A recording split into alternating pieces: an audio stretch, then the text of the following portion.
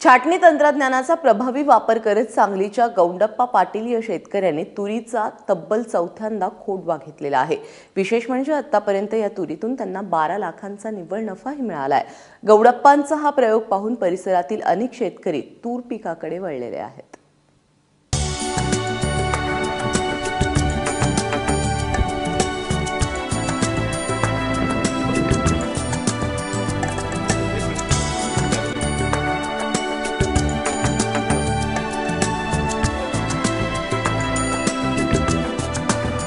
वाऱ्यावर डोलणारं हे तुरीचं हिरवगार पीक काही खास आहे।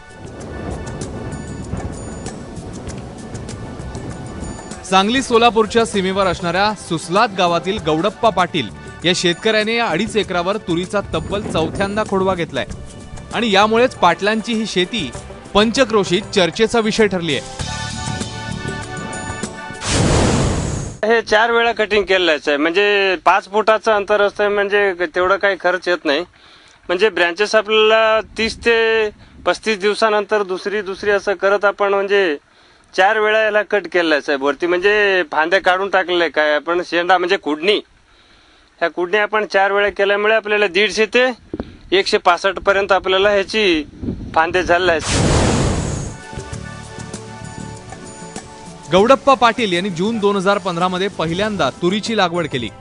यावेळी त्यांनी जमिनीची चांगली मशागत केली, शेणखत घातलं, 13 फुटांच्या सरी पाडून घेतल्या, ठिबकच्या लॅटरल अंथरल्या आणि त्यात तुरीच्या रोपाची लागवड केली।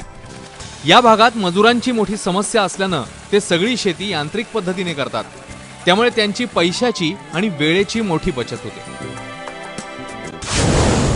पाण्याची कमतरता होऊन सुद्धा एवढं आपलं पीक आलेलं आहे आणि याला मनुष्यबळाचं काही गरज नाही। मनुष्यबळाचं ज्यांना गरज म्हणजे आता मजुरीचं फार म्हणजे आता मिळण्याची आपल्याला कडे कठीण झालंय, त्या दृष्टिकोनातून सर्व आपण मशागतीचं आणि औषध फवारणीचं सर्व आपण हे तंत्र म्हणजे यंत्राच्या सहाय्यानेच करतो, ट्रॅक्टर मधूनच। तुरीपासून पहिल्या वर्षी 43 क्विंटल उत्पादन मिळालं, ज्याला बाजारात क्विंटल मागे 11,000 रुपयांचा दर मिळाल्यानं त्यांना 2.5 एकरातनं 4.5 लाखांचा निव्वळ नफा मिळाला। दुसऱ्यांदा याच खोडव्यावर 22 क्विंटल उत्पादन मिळालं। दुष्काळामुळे तिसरा खोडवा जगवावा लागला, तर यंदा त्यांनी चौथ्यांदा तुरीचा बहार घेतलाय। तुरीची झाडं 7 ते 8 फुटांपर्यंत वाढली आहेत, तर झाडाचा घेरावही 6 ते 7 फूट आहे। वेळोवेळी छाटणी केल्यामुळे प्रत्येक झाडाला 100 ते 150 फांद्या आहेत। तुरीचं घेऊ लागलो, एक खोडवा, दुसरा खोडवा, तिसरा खोडवा असं घेत चाललेलं आहे। ते त्या पद्धतीनं सर्व शेतकऱ्यांनी महाराष्ट्रामध्ये, कर्नाटकमध्ये, इतर जे राज्य आहेत त्यामध्ये सुद्धा सर्व शेतकऱ्यांनी याचा फायदा घ्यायला पाहिजे। त्यासाठी आम्ही हे प्रचार सगळ्या शेतकऱ्यापर्यंत जाऊन पोहोचलं पाहिजे। एका ब्रँचेस पासून म्हणजे एका झाडाला आपण 100 ते 150 ब्रँचेस तयार केल्या याची फांद्या, दुसरी उपफांद्या, आणि त्यांच्यापासून आपल्याला शेंगेची असं आपण उरेज सर्व काढलं तर 3 किलो पर्यंत आपल्याला ह्याची उत्पादन मिळणार आहे। आणि खोडव्यासाठी तर हे फारच अनुकूल आहे, त्यामुळे बुडका मोठं होतंय आणि पाण्याची व्यवस्था पण ह्याला चांगली देऊन पाहिलेलं आहे।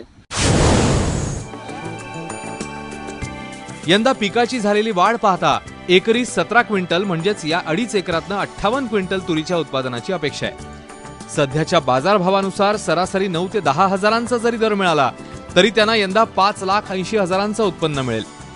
यातून खतं आणि फवारणी मिळून 20 हजारांचा खर्च आला, म्हणजेच यंदा त्यांना 5,60,000चं निव्वळ उत्पन्न मिळणार आहे।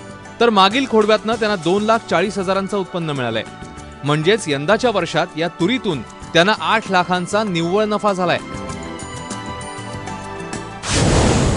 कंटिन्युएशन मध्ये जे चौथं पीक आहे आणि ते अत्यंत म्हणजे पहिल्या पिकापेक्षाही चांगलं आहे। आपला एक अंदाज आहे यावेळी 17 क्विंटल या पिकापासून उत्पन्न मिळेल। 1 एकर ऊस जर आम्ही करत असलो तर ह्याच्यामध्ये आम्हाला 10 एकर तूर सांभाळता येईल, ह्याच्यात ते फरक आहे। आणि ऊसाचे पैसे आणि तुरीचे पैसे जर हिशोब काढला तर ऊसाचे डबल पैसे होतात त्या तुरीत।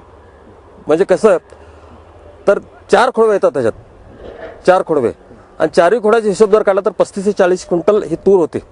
सर्वसाधारण भाव 7 ते 8 हजार धरला तर जो 3 लाखाचं उत्पन्न वर्षाकाठी होत आहे। सुसलात गावाच्या पंचक्रोशीतील बहुतांश शेतकरी ऊसाचं पीक घेतात. मात्र तुरीतून ऊसाच्या 25% उत्पादन खर्चात तिप्पट उत्पन्न मिळतं हे गौडप्पा पाटलांनी दाखवून दिलं.